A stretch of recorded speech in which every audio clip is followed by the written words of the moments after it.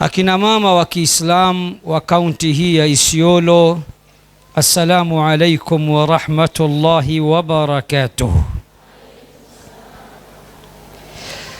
Ama baada ya kumshukuru Allah jalla fi ulah na kumtakia rahma na amani mtume wetu, mwalimu wetu, kiongozi wetu na kipenzi chetu Mtume Muhammad sallallahu alayhi wasallam, nasiha zangu za leo, mada yangu ya leo,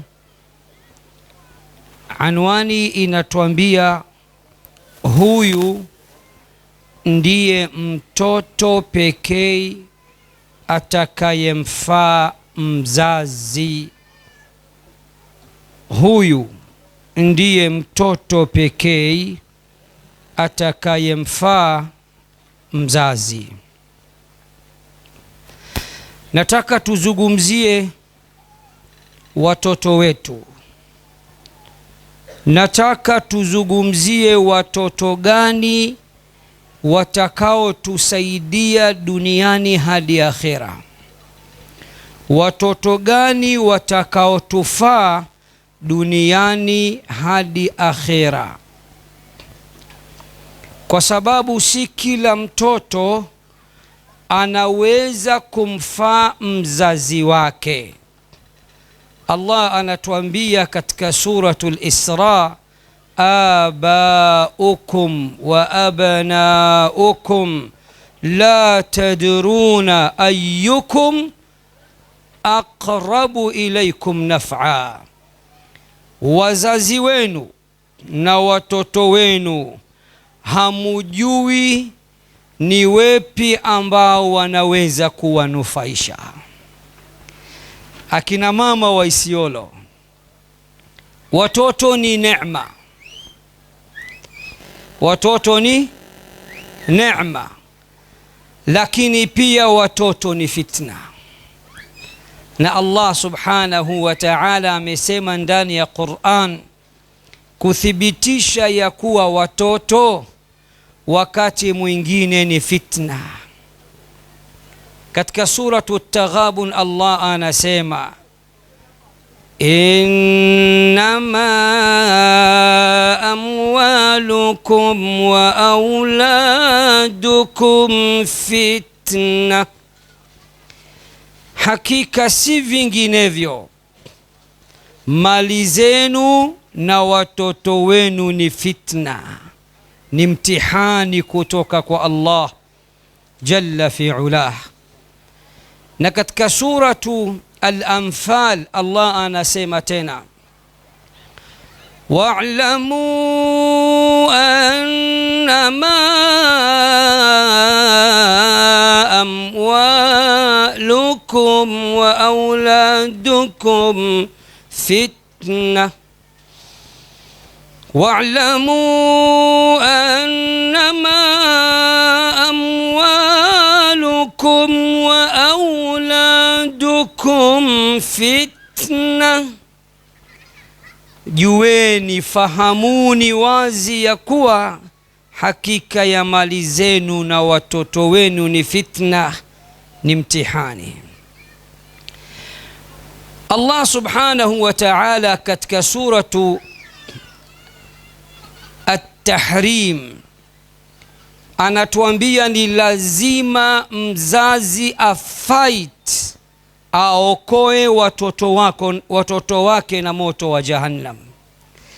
Lazima mzazi afight, awaokoe watoto wake na moto wa Jahannam. Allah anasema, ya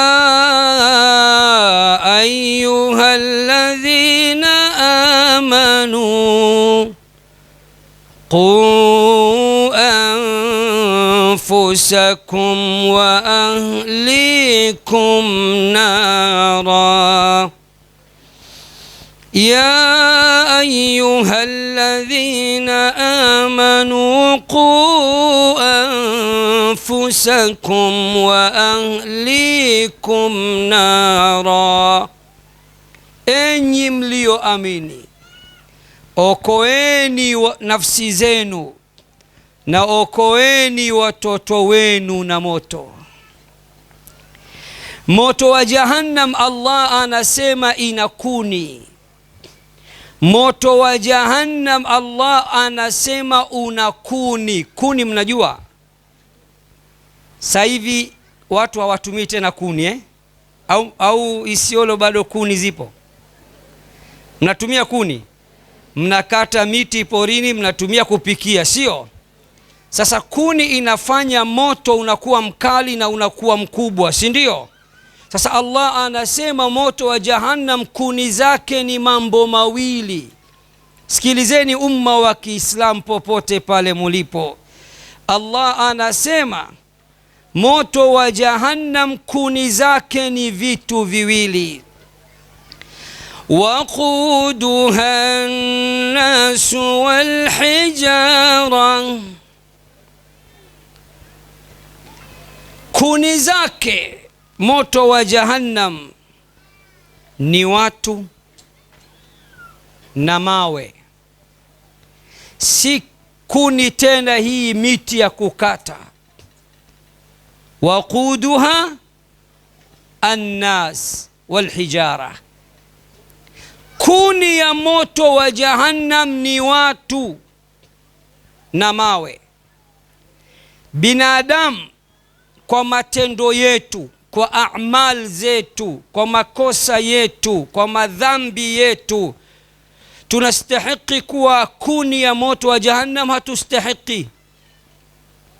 Tunastahiki, baadhi yetu tunastahiki kuwa kuni, kwa sababu hatuko tayari kufata amri za Allah, hatuko tayari kujiepusha na makatazo ya Allah, hatuko tayari kumtii Allah na kumtii Mtume Muhammad sallallahu alayhi wasallam. Sasa ikiwa yaingia akilini mwanadamu kuwa kuni ya moto wa Jahannam, mawe yamefanya makosa gani? Kwa nini Allah anaadhibu na mawe? Allah amejibu swali hili katika suratul Anbiya. Anasema sio kila jiwe, anasema sio kila mawe. Mawe gani? Innakum wama ta'buduna min duni llahi hasabu jahannam, hakika nyinyi na vile mnavyoviabudia masanamu yaliyotengenezwa kutokana na mawe mtakuwa ni kuni ya Jahannam. Antum laha waridun, lazima mtaingia katika moto wa Jahannam, kwa sababu mlikuwa mnamshirikisha Allah. Badala ya kumwabudia Allah, kumwabudu Allah peke yake, mlikuwa mkiabudu masanamu. Sasa Allah atawachukua wale watu wote ambao walikuwa wakiabudu masanamu, atawatia katika moto wa Jahannam. Atachukua na masanamu yao ambayo walikuwa wakiyapigia magoti na kuyaomba na kuyaabudia kinyume cha Allah. Kisha Allah atawaambia, lau kana haulai alihatan, si ndio? Lau kana haulai alihatan min duni llahi ma waraduha, lau masanamu haya yangelikuwa ni miungu kwenu, leo yasingeingizwa katika moto wa Jahannam. Wazazi, nikuulizeni swali, hasa wale ambao Allah amekujalieni watoto. Nataka kuwaona ambao Allah kawajalia watoto, mkono juu niwaone. Mbona wachache? Wengine ni mabachelati.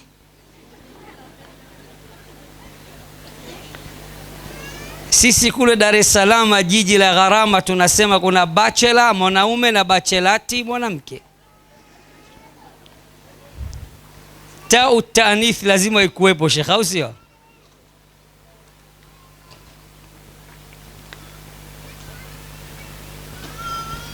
Ni mzazi gani anatamani mtoto wake siku ya kiyama awe kuni ya jahannam? Mkono juu.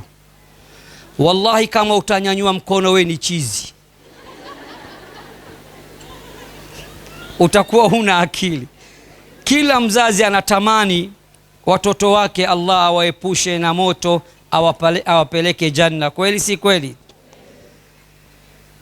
Sasa basi Allah subhanahu wa ta'ala anatutaka kila mzazi afight, ahakikishe watoto wake wanakwenda janna, hawatokuwa kuni ya moto wa jahannam. Tukienda katika suratu Tur, na kabla sijasoma aya hii nataka niulize, wangapi wanatamani yauma alqiyama wakaya alfirdaus na wazazi wao na watoto wao na familia zao? Wangapi? Allahu akbar, Allahumma ja'alna minhum ya rab. Kitu gani ukifanya watoto wako, familia yako, wazazi wako, kizazi chako wote Allah atawaingiza, mtaketi pamoja janna. Allah katika suratu At-Tur kasema, amesema nini? Walladhina amanu wattaba'atuhum dhurriyyatuhum biimanin alhaqna bihim dhurriyyatahum. Subhanallah. Walladhina amanu, subhanallah, na wale walioamini, wale walioamini, alhaqna bihim dhurriyyatahum. Suratu Tur, suratu Tur, nikwambieni ni aya ya ngapi? Allah anaweka wazi katika suratu Tur, anasema ni aya namba 22, walladhina amanu wattaba'atuhum dhurriyyatuhum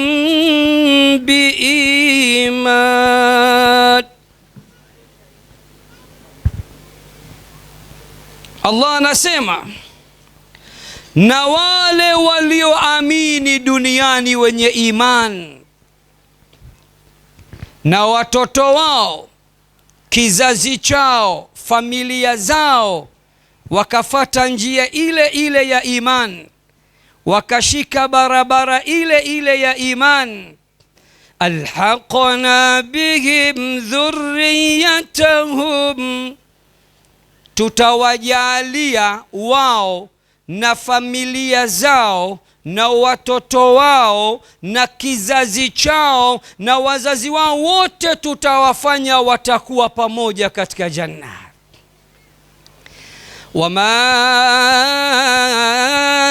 alatnahum min amalihim min shay, hatutowapunguzia chochote katika ajar zao na thawabu zao.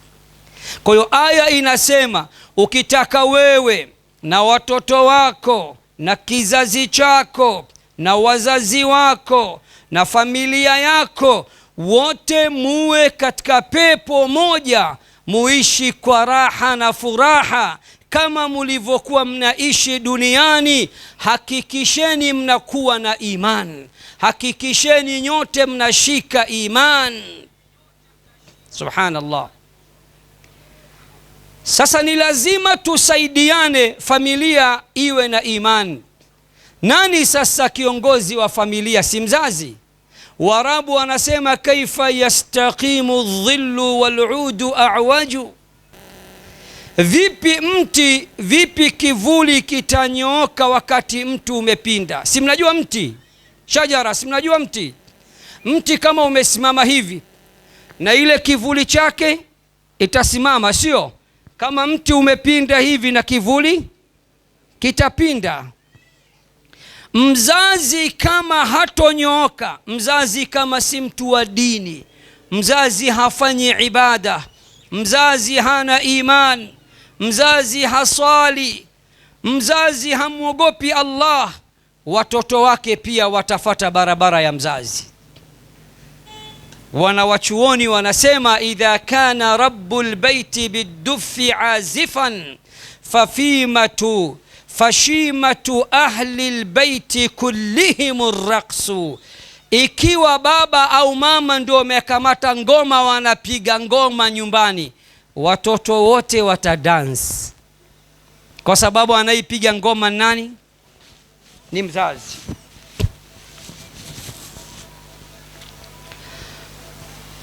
Kila mzazi anatamani mtoto wake awe mtoto mwema, saleh, ashike ibada, ashike dini, awe na iman, awe na marafiki wazuri.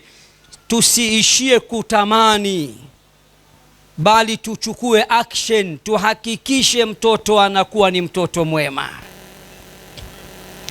Walidhalik Allah subhanahu wa ta'ala anatuambia mali na watoto hapa duniani ni mapambo tu ya dunia.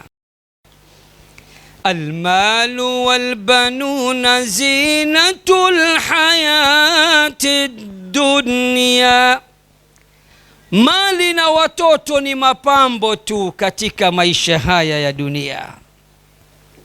Kuna watoto watawasaidia wazazi wao siku ya Kiyama na watawanufaisha, na kuna watoto watawakimbia wazazi wao. Wazazi wangapi wanatamani siku ya Kiyama tukishafufuliwa wote, watoto wake amewazaa 5 au 7 au 10, wote wanamkimbia, hawamsaidii kwa chochote, hawamnufaishi kwa lolote. Wangapi wanatamani? Hakuna. Bali kila mzazi anatamani watoto wake wamfae na wamsaidie. Wazazi wangapi wanatamani siku ya Kiyama mtoto wake amshike mkono, amtetee, awe loya wake na amuingize janna? Si kila mtu anatamani? Sasa Allah anasema watoto watawakimbia wazazi wao siku ya Kiyama. Twende katika suratu Abasa. Allah anasemaje? Yawma yafirru almar'u min akhihi wa ummihi wa abihi wa sahibatihi wa banihi likulli imri'in minhum yawma idhin sha'nun yughni. Yawma yafirru almar'u min akhihi, siku ya Kiyama mtu atamkimbia ndugu yake wa baba mmoja mama mmoja, wa kwanza huyo. Wa ummihi, atamkimbia mama yake aliyemzaa kwa shida, akamlea kwa shida. Wa abihi, atamkimbia baba yake aliyemlea, akamkuza, akamsomesha kwa tabu na shida. Wa sahibatihi wa banihi, mtu atamkimbia mpaka mke wake. Wanawake na wanaume siku ya Kiyama baibai, atakukimbia bwana wako. Ni mambo hani, ni duniani. Sweetie ni duniani, my heart duniani, my ice cream duniani. Akhera atakukimbia. Allah akasema likulli mri'in minhum yawma idhin sha'nun yughni, kila mtu siku hiyo atakuwa bize, atakuwa ana waswasi, ya rabbi nafsi, ya rabbi nafsi. Kuna jambo lake linamshughulisha, anaangalia nafsi yake, atakwenda janna peponi au atakwenda jahannam motoni. Kwa hiyo Qur'ani inasema watoto watawakimbia wazazi wao siku ya Kiyama katika suratu Abasa. Mtoto mmoja tu hatomkimbia mzazi wake, bali atamtafuta mzazi wake mbele katikati ya mamilioni ya watu. atakuwa ameshika tajul waqar. Mnajua ile taji ya kuvaa maqueen, ina taji, mnaijua eh? Aqallu yaqutihi khairun min ad-dunya wa ma fiha. Ile material yaliyotengenezewa hiyo taji, chukua material yake madogo ndogo tu, ni bora kuliko dunia na vilivyomo ndani yake. Atakuwa ameshika taji, atakuwa ameshika, ana nguo anataka mfunike mzazi wake, kwa sababu siku ya kiyama watu wote watafufuliwa uchi, hakuna nguo. Bibi Aisha akasema, ya Rasulullah, fama balu rijali wan nisa, sasa itakuwaje wanawake na wanaume watakuwa katika ground moja, kiwanja kimoja, wote hawana nguo? Mtume akamwambia Aisha, kila mtu atakuwa bize. La tarawunna aljahim, mtaona moto wa jahim live. Thumma la tarawunnaha aina alyaqin, Allah anasema mtaona moto live, mtaona moto moto unaongea, moto utaita watu, kalla innaha ladha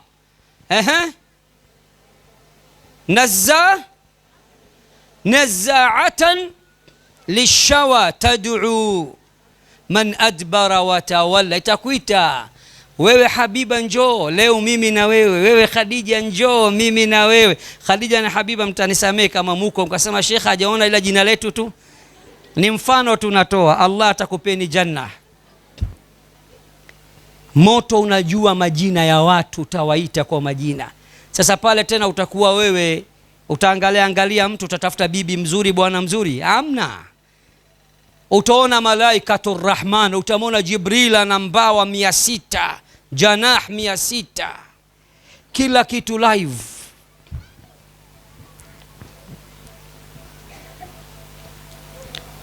Mtoto pekee atakuja na taji na ana nguo za harir, anamuhag mzazi wake, baba yake na mama yake, anawafunika.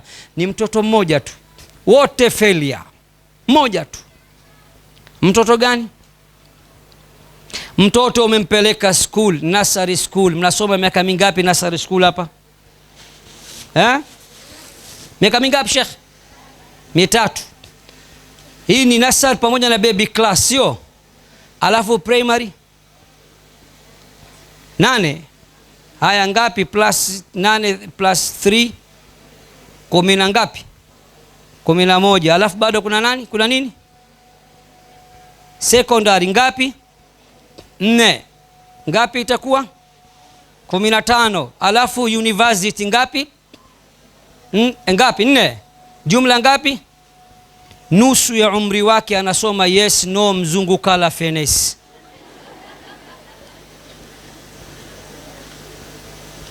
Mpeleke mtoto wako UK London ukamsomeshi, aje na degree na masters na PhD, siku ya kiyama atakukimbia kwamba bye bye. Mpeleke China arudi hapa Isiolo aitwe engineer, siku ya kiyama atakwambia bye bye, mimi na wewe, mimi mwenyewe nataka janna leo.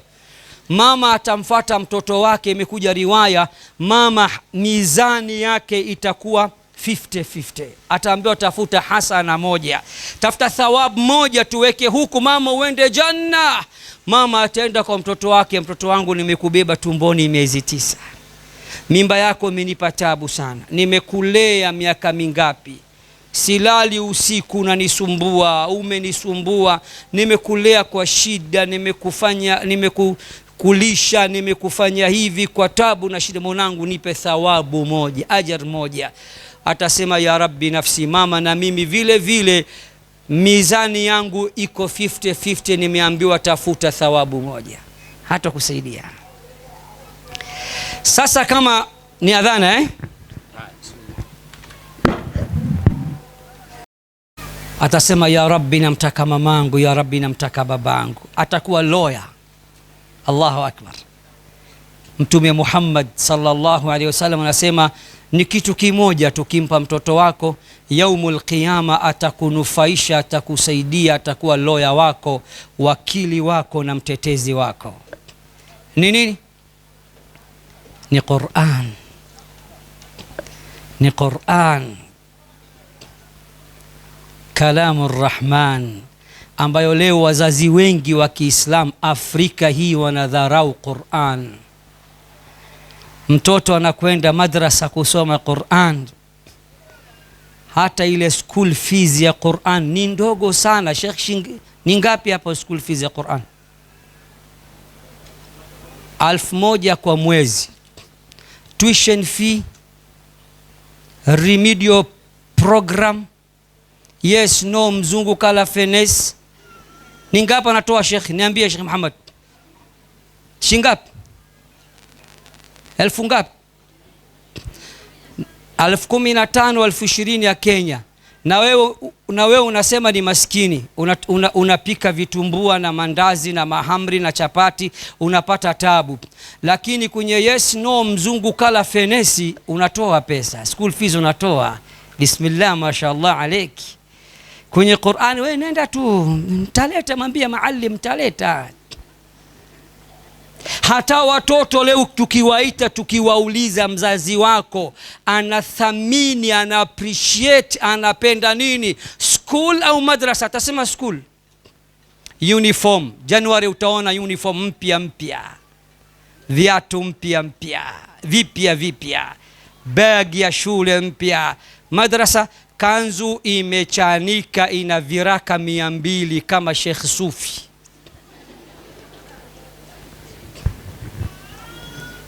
Kwa nini? Mtume Muhammad sallallahu alayhi wasallam anasema khairukum, hebu maliza, man taallama alqur'ana wa 'allama, mbora wenu ni yule aliyejifundisha Qur'an na akaifundisha. Kasema khairukum man taallama English course wa 'allama, khairukum man taallama science wa 'allama. Qur'an, maneno ya Allah subhanahu wa ta'ala. Alim katika ulama anasema faya ayyuhal qari bihi mutamassika mujillan lahu fi kulli halin mubajjila hani'an mari'an walidaka alayhima malabisu anwarin min at-taji wal hula. Anamwambia mtu wa Qur'an, hani'an mari'an walidaka alayhima, hongera, mabruk, wazazi wako siku ya Kiyama vichwa vyao vitakuwa juu. Baba na mama watakuwa kama bibi harusi na bwana harusi siku ya Kiyama. Siku ya Kiyama kuna event, siku ya Kiyama kuna hafla, siku ya Kiyama kuna hafla. Nani watapewa award? Nani? Baba na mama waliosomesha watoto wao nini? Qur'an. Leo Waislamu wa Afrika, wa Isiolo, wa Kenya, wa Tanzania, wa Burundi, wa Rwanda, wa Uganda, Waislamu wa Afrika nzima, ukimwona mtoto wake kamleta katika mahad, amefeli school form 4 kafeli, hana result nzuri, mpelekeni madrasa. Last nini option, madrasa ndo last option. Mtume Muhammad sallallahu alayhi wasallam anasema as-siyamu wal Qur'anu yushaffi'ani li sahibihima yawm al-qiyamah. Siyam, saumu Ramadan na Qur'an vitakuja kotini, katika koti ya Allah, katika mahkama ya Allah, vitakuja kuwatetea watu wao siku ya Kiyama. Funga itakuja, siyamu itakuja katika mahkama ya Allah, itasema ya Rab, mana'tuhu at-ta'ama wash-sharaba wash-shahwata fashaffi'ni fihi. Ya Rab, mja wako huyu fulani binti fulana bintu fulan alikuwa anafunga Ramadhani yote, nilikuwa namzuia hali chakula, hanywi maji, namzuia na matamanio yake mchana yote ya Ramadhan, mchana wote wa Ramadhan. ya Rabbi nipe idhni leo niwe loya wake, nimtetee katika mahkama yako. Allah atasema siyam, kuwa loya wa mja wangu. Na Allah akitoa go ahead akasema kuwa loya, basi atasikiliza loya anasema nini na atakupeleka janna. Qur'an itakuja inasema nini? Ya Rabbi mana'tuhu an-nawma fashaffi'ni fihi. Ya Rabbi, mja wako alikuwa ananipenda sana, anasoma sana Qur'an, alikuwa halali usiku huyu wakati wa Ramadhan, nje ya Ramadhan. Ya Rabb, na kuomba leo nipe idhni niwe nimfanyie shafaa, utetezi, niwe wakili wake na loya wake. Allah anayambia Qur'an, mtetee mtu wako. Kila mzazi leo ukimuuliza unatamani mtoto wako awe loya wako siku ya kiyama, asema ya Rab, usimpeleke motoni mama yangu. Ya Rab, usimpeleke jahannam. Mama huyu kanipeleka madrasa, ananipeleka kwa miguu, ananisubiri nje mpaka namaliza mimi mtoto mdogo, ananipeleka ananirudisha, kanipeleka tahfidh kwa Sheikh Muhammad, kwa Sheikh Said, kwa Sheikh nani, leo mimi nimehifadhi Qur'an. Ya Rabbi, usimchome mama yangu. Mtoto ambaye kasoma Qur'ani tu. Ama injinia wako akhira, amna injinia, ni 0 hata kusaidia siku ya kiyama. Sasa mtoto pekee ambaye atamtetea mzazi wake siku ya kiyama ni mtoto ambaye mzazi umempa Qur'an kwanza. Watoto wa sasa hivi wamedata na wanajizima data. Kiswahili hichi kigumu, mjaelewa Mmeelewa? Watoto wa sasa hivi wamedata na wanajizima data. Unajua maana ya kudata? Kule Dar es Salaam, jiji la gharama, mtu akikwambia umedata umechanganyikiwa. Na wanajizima data, unajua? Yani wamechanganyikiwa na akili zao wanaweka off. Ndo kudata na kujizima data. Watoto wa social media, watoto wa Instagram, watoto wa TikTok, watoto wa Snapchat. Wama adraka ma Snapchat. Kila mtoto sasa hivi ana simu yake selfie. Utasikia anafanya mdomo hivi.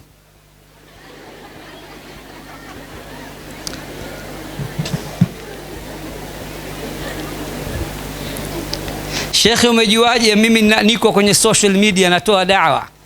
Ukifungua akaunti yako kwenye social media, haiji kwanza akaunti yako, kwanza itakuja akaunti wengine. Unaona watoto wa Kiislamu. Niliona mtoto mmoja wa Kiislamu anaimba nyimbo si za kwetu Tanzania, ndo tumekuharibuni nyinyi wa Kenya. Baby nakupa moyo, baby nakupa nini tumbo, baby nakupa maini, baby nakupa figo. Baby wako unampa kila kitu, wewe umebakiwa na nini? Si ushakufa tayari we? Si hatari jamani hii?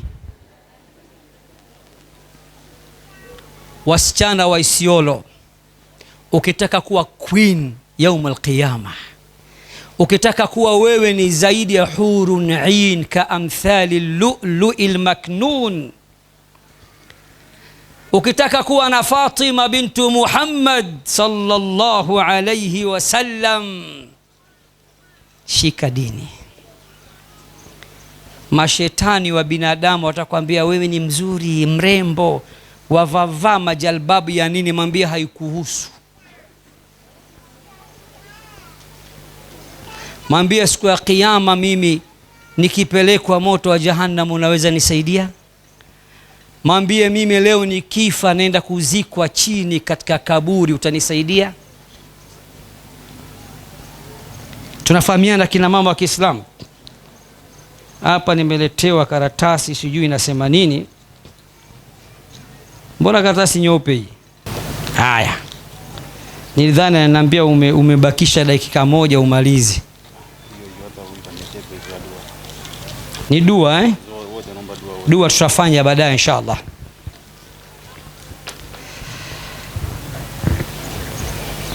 Mtoto pekee atakayemsaidia mzazi wake siku ya kiyama ni mtoto mwema, na si kila mtoto. Yaqulu an-nabiy sallallahu alayhi wasallam, Mtume Muhammad sallallahu alayhi wasallam anasema nini jamani? Idha mata ibnu adam inqata'a amaluhu illa min thalathin, mwanadamu akishakufa, akishafariki, akaunti yake ya thawabu na ajr itablokiwa, itafungwa. Kama akaunti yake anataka isiblokiwe, isifungwe, akaunti iwe open, inaingia thawabu na ajr hata baada ya kufariki kwake, Mtume Muhammad anasema afanye moja kati ya mambo matatu. Jambo la kwanza, sadaqatin jariya, awe ametoa sadaka yenye kuendelea. Amechimba kisima, amepeleka pesa yake madrasa, amejenga madrasa, amejenga msikiti, amepanda miti, watu wanafaidika na kivuli na matunda. Sadaka yoyote yenye kudumu. Jambo la pili, au ilmin yuntafa'u bihi, au ametoa, amesaidia au ametoa ilmu ambayo ina manufaa kwa watu. Umechukua mtu, umemsomesha kwa pesa zako, umempeleka madrasa akahifadhi Qur'an, labda mtoto yatima, ukampeleka maahad, amesoma kaja kwa shekhi mkubwa Isiolo, anafundisha watu. Wewe mpaka siku ya kiyama unapata thawabu kila yule akisomesha watu. Jambo la tatu, au waladin, au mtoto. Kila mtoto, kina mama, Mtume kasema mtoto atakayemfaa mzazi wake na atakayemsaidia mzazi wake. Mtoto gani? Kila mtoto, just mtoto. Mtoto gani? au waladin salihin yad'u lahu, au mtoto, malizia, mwema, mtoto mzuri, mtoto mwenye dini, mtoto mwenye iman, ambaye baada ya mzazi kufariki anakuwa anamwombea dua. Watoto wa Isiolo wote, we mzazi ukifa, wote watakuombea dua. Mtoto haswali 5 salawat, haswali sala 5. Mtoto shavu lake limevimba kama vile anapiga torombeta, ameshiba miraa. Mtoto mdogo meno yote imeoza. Mtoto anakwenda kwenye madisko manini. Ukifa sasa hivi atakuombea dua? Hatakuombea dua. Lakini mtoto kahifadhi Qur'an, ameenda madrasa, anajua dini, ukifariki atasema rabbi ighfirli waliwalidayya, Allah nisamih mimi makosa yangu na wasamih wazazi wangu wawili. Nuh alayhi salam alisema rabbi ighfirli waliwalidayya waliman dakhala bayti, Allah nisamih mimi makosa yangu, wasamih wazazi wangu na wale watakaoingia katika nyumba yangu, mu'minan walilmu'minina walmu'minat, na waislamu wote kwa ujumla. Nabii Nuh anasema. Ibrahim alayhi salam asema rabbi waghfir li abi innahu kana min ad-dallin, Allah msamih baba yangu mzazi, hakika yake amepotea. Unajua mzazi akisha kufa, amezikwa kaburini, alafu akaambiwa kaburini, ndugu zangu, kuna interview. Mnajua mjui? Ukisha kufa leo, ukizikwa, wanakuja kufanya interview professors wawili. ni zaidi ya profesa. Moja anaitwa Munkar, mwingine Nakir. Watakuuliza maswali matatu tu. Maswali duniani tunasomesha watoto wa baby class. Man rabbuk? Kama ulikuwa hujashika dini, huswali, huna imani, unapenda maasi, unapenda shirki, jambo dogo unaenda kwa waganga wachawi, utasema la adri, simjui mimi. Wama dinuk? Dini yako ni dini gani? Kama ulikuwa hufuati dini, utasema la adri, sijui. Wama taqulu fi rajuli alladhi bu'itha fikum? Unasemaje kwa yule mtume wa mwisho aliyetumwa kwenu? Wamjua Muhammad? Wasema mimi simjui. Lakini kama ulikuwa mtu mzuri, mtu mwema, mcha Mungu, utasema Allahu rabbi wal islamu dini wa Muhammadun sallallahu alaihi wasallam nabiyyi wa rasuli. Baada ya interview, malaika wanafungua pazia, watasema unaona nyumba ile ya moto wa Jahannam, kama ungefail ungeenda nyumba ile. Hongera, umefaulu, nyumba yako sasa itakuwa ni ile, na position yako itakuwa hii. Mtu amekufa, mzazi wako anajua position yangu ni hii.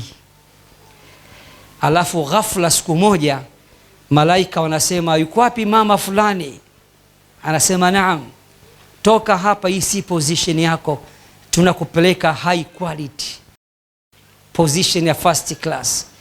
Atauliza, ya Rab, kwa nini wanipeleka first class na mimi nimekufa sasa ni miezi 6 au mwaka mmoja, miaka miwili, nimeshajua daraja langu, nafasi yangu, position yangu. Malaika watamwambia nini? Sikiliza Mtume Muhammad anasemaje, semeni sallallahu alayhi wasallam. Anasema inna ar-rajula la turfa'u darajatuhu fil janna. Mtu aliyefariki ambaye tayari daraja yake, position yake ameshajua, mimi ni huku, kule ni juu, siwezi fika mimi. Malaika watamnyanyua, watamtoa hapa, watampeleka sehemu nzuri zaidi. Atasema bima hadha ya Rab, ya Rab, kwa nini umenipandisha daraja? Kwa nini umenileta sehemu nzuri sana kuliko sehemu ya kwanza? Unajua atajibiwa vipi? Bistighfari waladika laka. Mtoto wako fulani kila kiswali anasema rabbi ighfirli wa liwalidayya, tumekupandisha daraja. Mtoto huwa anaikula, anaivuta bangi, hashish, drugs, miraa, mirungi, atakukumbuka? Ni ngumu sana kukukumbuka. Yeye mwenyewe kapotea, atakusaidia vipi? Subhanallah. Walidhalik Ibrahim alayhi salam, kwa kujua hilo, alimwambia Allah nini? Wala tukhzini yawma yub'athun yawma la yanfa'u malu wala banun. Allah anakuomba, Nabii Ibrahim huyo, Allah anakuomba usinifedheheshe siku ya Kiyama, siku ambayo watafufuliwa waja wako, siku ambayo mali haitomsaidia mtu na watoto hawatomsaidia mtu. Kwa hiyo si kila mtoto atakusaidia. Waweza kuzaa watoto 10, siku ya Kiyama akakusaidia mtoto mmoja tu. Na mtoto gani nimesema atakuwa lawyer siku ya Kiyama? Mtoto aliyesoma nini? Aliyesoma Qur'an peke yake. Nilikwenda South Africa da'wa, Johannesburg, Cape Town, Queenstown na Durban na maeneo mengine. Kule Wahindi ni wengi sana na ndio wameshika dini. Nimeambiwa kila nyumba ya Muhindi kuna hafidhul Qur'an, ni lazima. Nikauliza kwa nini? Wahindi wanasema kwa sababu tunajua mtoto akihifadhi Qur'an atakuwa ni loya wa baba yake na mama yake siku ya Kiyama. Wazazi wangapi hapa watoto wao wamehifadhi Qur'an? Nione mikono yao. Bismillah, mashaallah. Allah ajalie awe maloya kwako wewe na baba yao na ndugu zao siku ya Kiyama, wakupambanieni wahakikishe hamwendi jahannam, mnaenda al-Firdaus al-A'la. Nyinyi wengine mnasubiri nini? Mnasubiri nini sasa? Siku ya Kiyama kuna kesi kubwa, mahakama ya Allah. Siku ya Kiyama hakuna shahidi kwamba mimi shahidi wangu huyu njoo, mimi nimeona huyu kamtukana kampiga. Siku ya Kiyama, al-yawma nakhtimu ala afwahihim wa tukallimuna aidihim, mikono yako itasema huwa alikuwa mwizi ya Rabb, huwa alikuwa anafanya hivi, huwa anapenda sihr, anapenda uchawi alikuwa. Watashhadu arjuluhum bima kanu yaksibun, mikono yako itaongea ya Rabbi alikuwa akinipeleka disco dansa huyu. Subhanallah. Sasa siku ya Kiyama kila mtu anahitaji kuwa na loya. Loya nambari 1 ni mtoto ambaye utakuwa umempa Qur'ani tukufu na dini ya Islam kwa ujumla. Dini ya Uislamu kwa ujumla. Mfundishe mtoto wako Qur'an, msimamie mtoto wako. Mwanamke ndio mlezi, wanaume sisi sio walezi. Sisi tunajua kuzalisha tu. Wanaume wengi hawana habari na watoto wao. Wallahi wanawake, Allah atakupeni khairi na baraka. Ni wanaume wangapi anaoa na kuzalisha, hana masulia, hafuatilii kutoa chakula, masruf, matumizi, hana habari. Hata hawa mashekhe wenzangu kule kwetu, mimi huwa nawaambia, unaona shekhe ana mke mmoja na bibi mmoja, baada ya miezi anasema naongeza bibi wa pili, naongeza bibi wa tatu, naongeza bibi wa 4. Huyu bibi wa kwanza tu alikuwa maisha yake sio mazuri, hampi chakula, hamuhangaiki, hamtunzi vizuri, watoto wake hawalei vizuri. Unakimbilia kuoa mwanamke wa pili, wa tatu, utakuwa kuwa masuul siku ya Kiyama. Ni wanawake wanalea. Al-Imamu Shafi'i nani kamlea? Mama yake.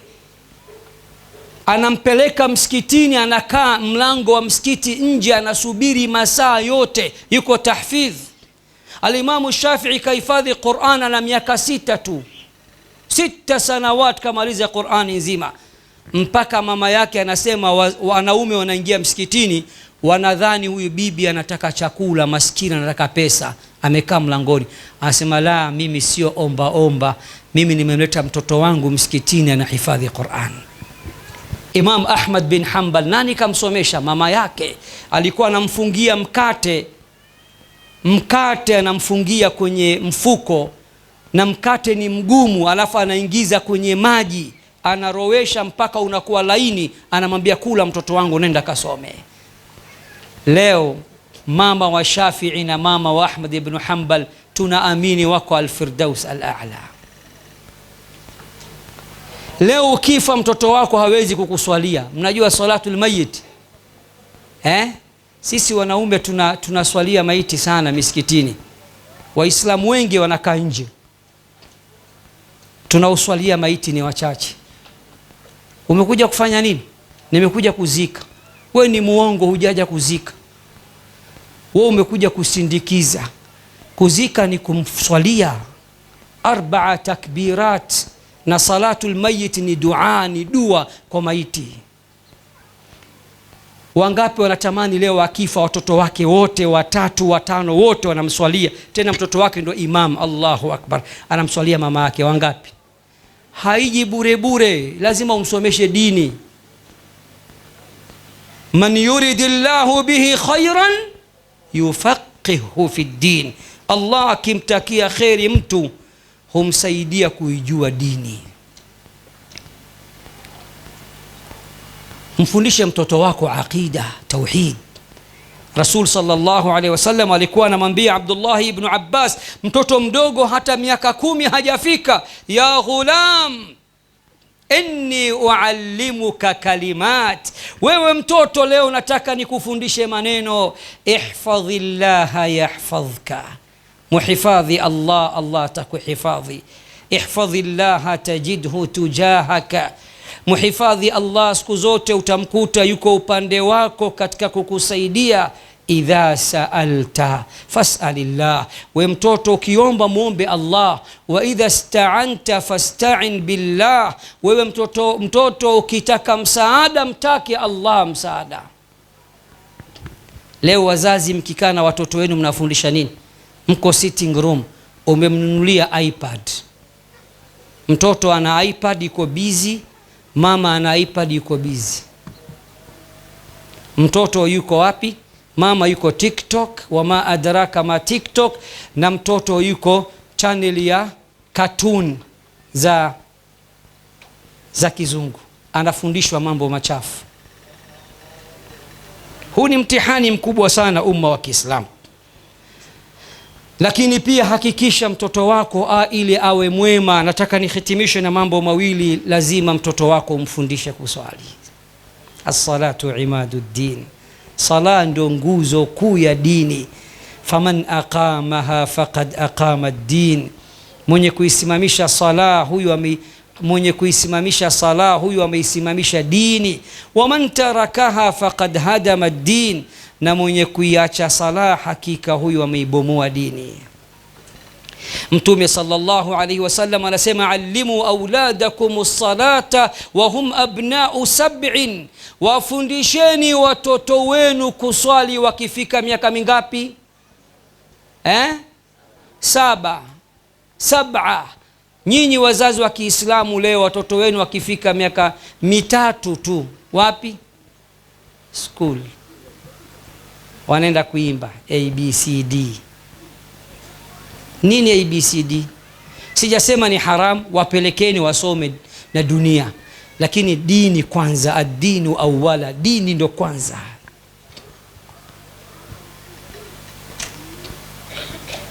Wadribuhum alaiha wa hum abna'u 10, na wakifika miaka 10 na hawataki kuswali, wachapeni, wapigeni.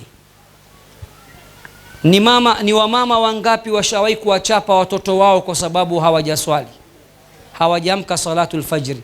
Alhamdulillah, ni wachache. Wengine anachapwa, nenda school, umechelewa school, mwalimu atakupiga, utafeli, watoto watakushinda, leo interview.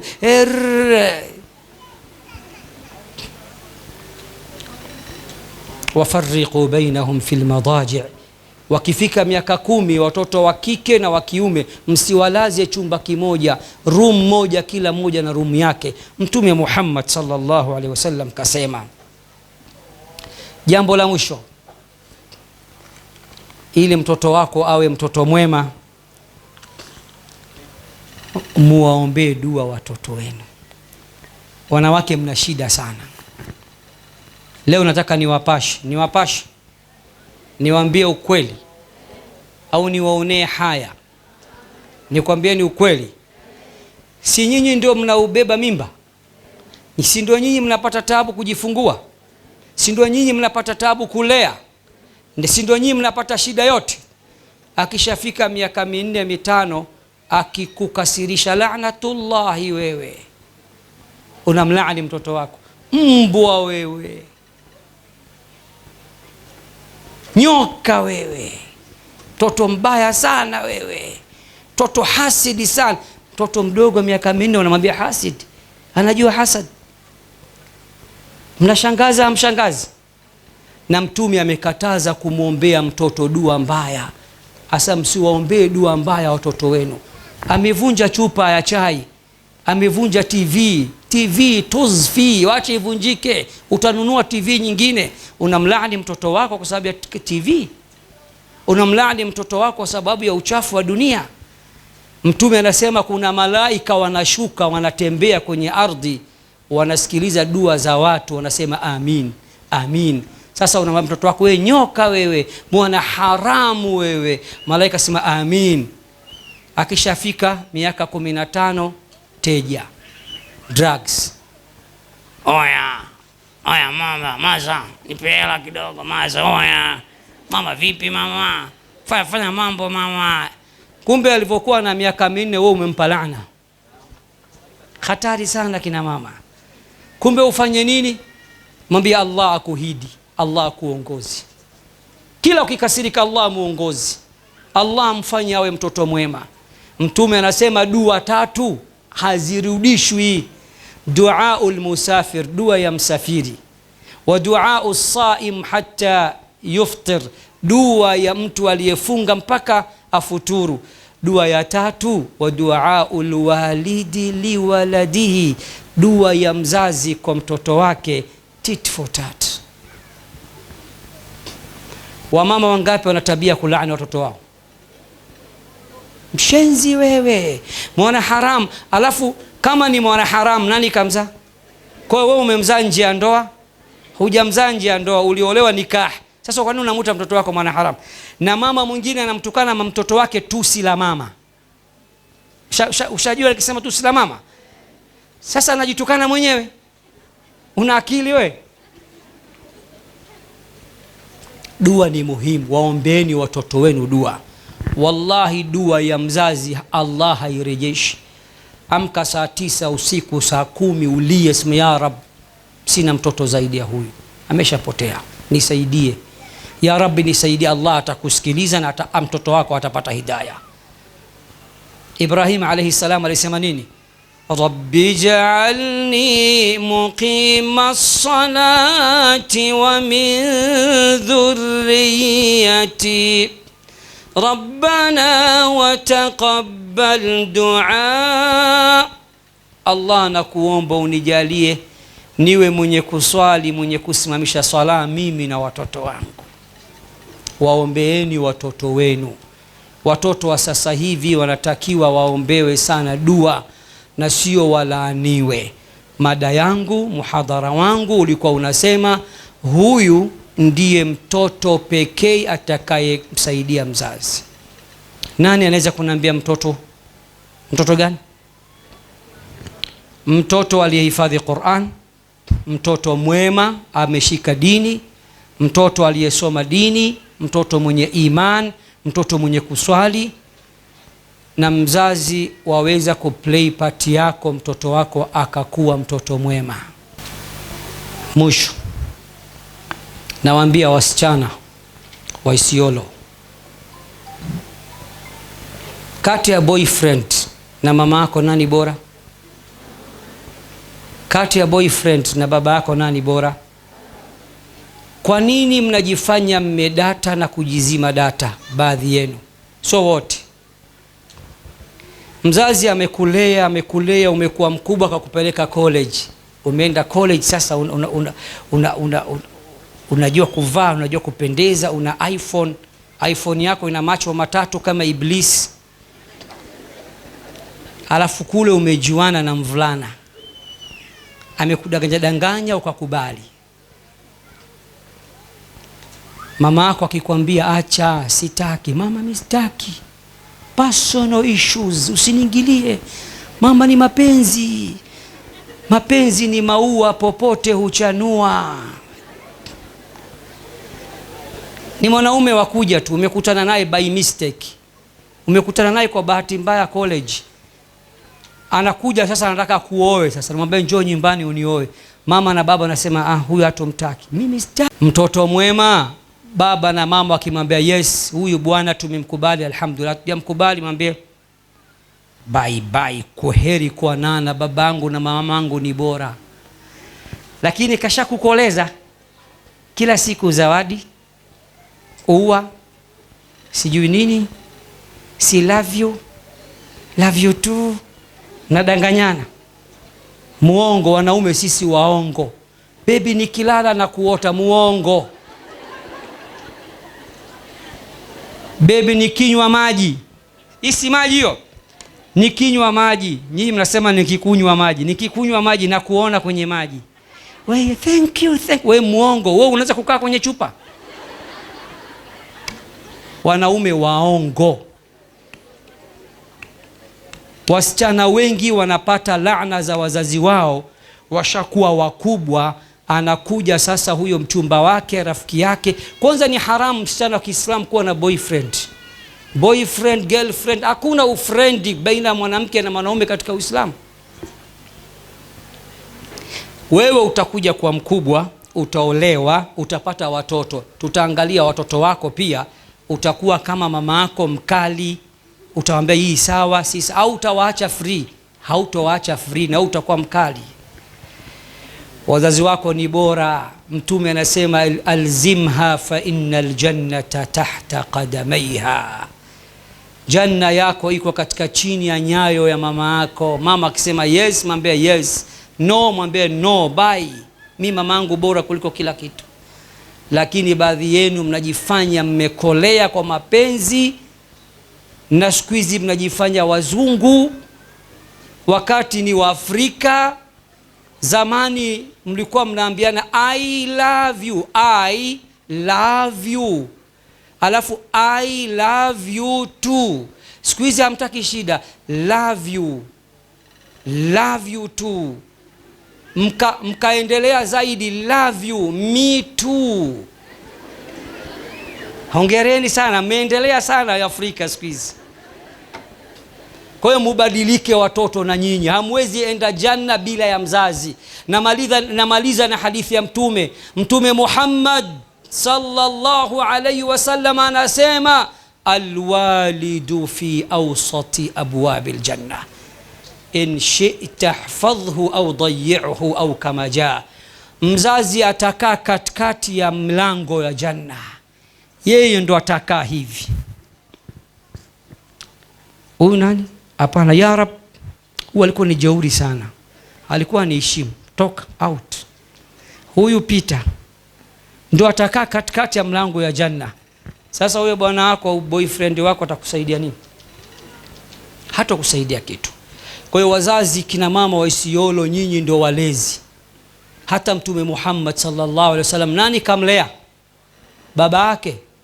Ameshawahi kumwona baba yake?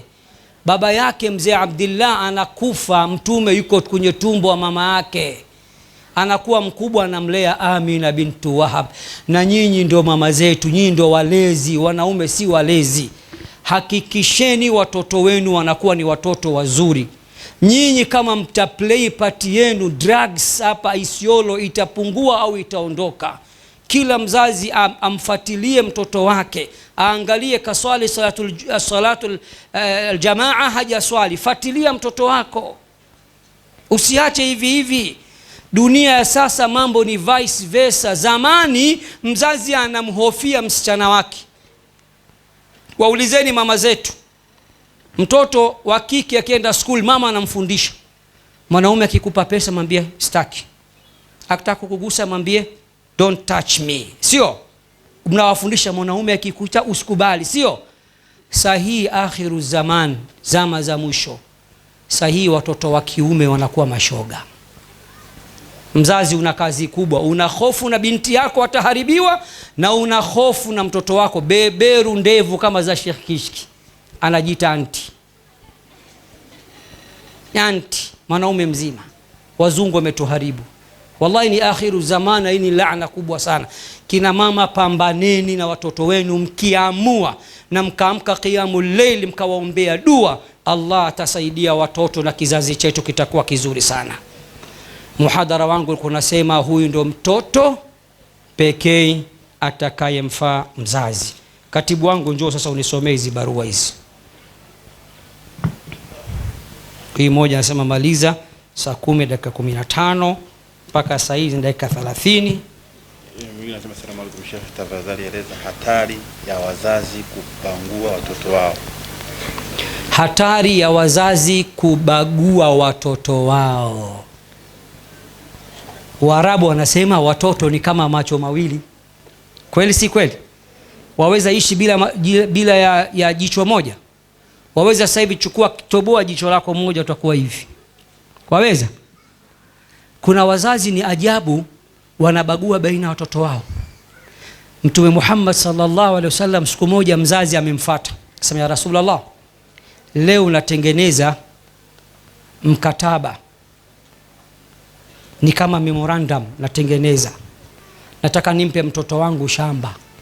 Mtume akamwambia awalaka ghairu, una mtoto mmoja? Akasema hapana. Una watoto wengi? Akasema ndio. Watoto wako wengine umewapa mashamba? Akasema la. Mtume akasema hii ni dhulma, siko tayari kuwa shahidi. Ittaqullaha wa'dilu baina auladikum, mugopeni Allah, fanyeni uadilifu, adala baina ya watoto wenu. Tena maajabu kina mama nyie, mtoto aliyepinda, aliyedata, akajizima data, ndio mnawapenda kuliko wale ambao wamenyoka, wanafanya kazi, wanajitahidi, anashika ibada. Huyu ambaye yuko hovyo hovyo, anakula miraa, anakula drugs, unamhurumia. Mwache mtoto wangu mimi. Acheni ubaguzi. Watoto wenu wote ni jicho la kulia na jicho la kushoto. Haram kufanya ubaguzi baina ya watoto. Nadhani nyingine ilikuwa inataka dua, si ndio? Allah subhanahu wa ta'ala, nakuomba kwa rahma zako na baraka zako na huruma yako, mponye kila ambaye ni mgonjwa. Allah nakuomba mpe faraja kila ambaye ana dhiki. Allah nakuomba mpe furaha kila ambaye ana stress. Allah nakuomba umpe furaha kila mwenye huzuni. Allah nakuomba kila mgonjwa mvishe vazi la siha na afya iliyokamilika. Allah tuepushe na maradhi yote madogo kwa makubwa. Allah tunakuomba uwaongoze watoto wetu, wape hidayah watoto wetu. Usipotusaidia kuwapa hidayah watapotea watoto wetu. Allah tunakuomba uwanusuru watoto wetu wa kiume na wa kike. Allah wajalie watoto wetu washike salah. Allah tunakuomba ujalie watoto wetu wawe na iman. Allah tunakuomba watoto wetu wawe na din. Allah tunakuomba watoto wetu waende wakasome madrasa, wakubali kusoma ilmu ya din. Allahumma hdi lana auladana, Allahumma wahdi lana banatana, Allahumma wahdi lana nisaana, Allahumma wahdi lana rijalana, Allahumma ruddana ilayka raddan jamila, Allahumma shfi mardana وعافي مبتلانا وارحم موتانا وموتى المسلمين الذين شهدوا لك بالوحدانية ولنبيك بالرسالة وماتوا على ذلك. اللهم اغفر لهم وارحمهم وعافهم واعف عنهم. اللهم أكرم لهم نزلهم ووسع لهم مدخلهم. أغسلهم بالماء والثلج والبرد ونقهم من الذنوب والخطايا كما ينقى الثوب الأبيض من الدنس. أبدل لهم دارا خيرا من دارهم وأهلا خيرا من أهلهم. اللهم جملنا بالعافية والسلامة. اللهم جملنا بالعافية والسلامة. اللهم جملنا بالعافية والسلامة. اللهم إننا نسألك العفو والعافية والمعافاة الدائمة في ديننا ودنيانا وآخرتنا وأنفسنا وأهلنا وأموالنا. اللهم استر عوراتنا وآمن روعاتنا. احفظنا جميعا من بين أيدينا ومن خلفنا وعن أيماننا وعن شمائلنا ومن فوقنا. ونعوذ بعظمتك أن نغتال من تحتنا. اللهم يسر اللهم يسر اللهم يسر لنا أمورنا. اللهم يسر لنا كل عسير فإن تيسير كل عسير عليك يسير. اللهم سهل لنا مما نريد ونجنا مما نخاف بفضلك يا لطيف برحمتك يا أرحم الراحمين. سبحان ربك رب العزة عما يصفون وسلام على المرسلين والحمد لله رب العالمين.